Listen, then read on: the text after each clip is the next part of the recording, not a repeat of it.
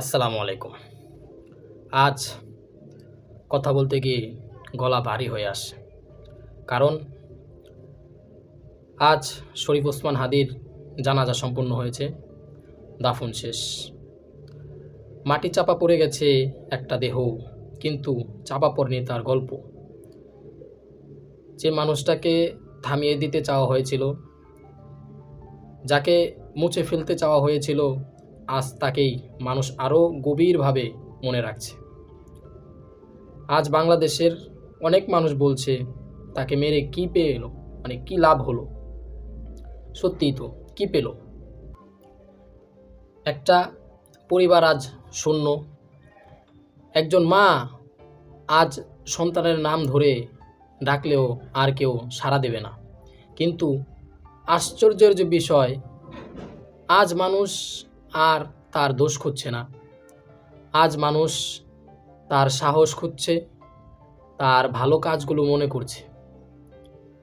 আজ সে আর শুধু একজন মানুষ নয়, আজ সে মানুষের কাছে একটা প্রতীক হয়ে গেছে। অনেকে তাকে শহীদের চোখে দেখছে, অনেকে তাকে ন্যায়ের পক্ষে দাঁড়ানোর সাহস হিসেবে দেখছে। এই বাস্তবতাকে অস্বীকার করার উপায় নেই। যারা ভেবেছিল একটা জীবন শেষ করলেই সব শেষ, তারা ভুল ভেবেছিল। কারণ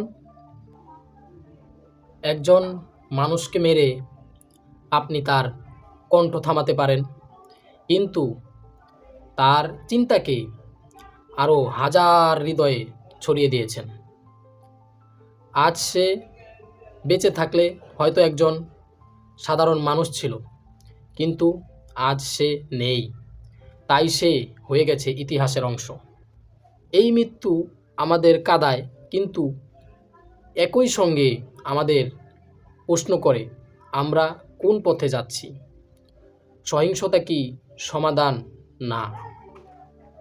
আজ এই দাফনের মাটির নিচে শুধু একজন মানুষই নেই, মাটির উপরে রেখে গেছে একটা বড় প্রশ্ন আর একটা বড় শিক্ষা।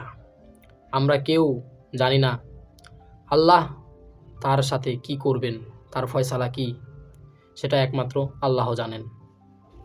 আমরা শুধু এটুকুই বলতে পারি, হে আল্লাহ, আপনি তার ভালো কাজগুলো কবুল করুন, তার ভুলগুলো ক্ষমা করে দিন, তার পরিবারকে এমন ধৈর্য দিন যা শুধু আপনি দিতে পারেন। আর আমাদের সবাইকে এমন কিছু বুদ্ধি দিন যাতে আর কোনো মানুষ মৃত্যুর মাধ্যমে এভাবে আরও বড় হয়ে উঠতে না হয়। আজকের এই ভিডিওর শেষ কথা একটাই, একটা জীবন কেড়ে নিয়ে কোনো লাভ হয় না। আল্লাহ আমাদের সবাইকে হেদায়েত দিন। আমিন।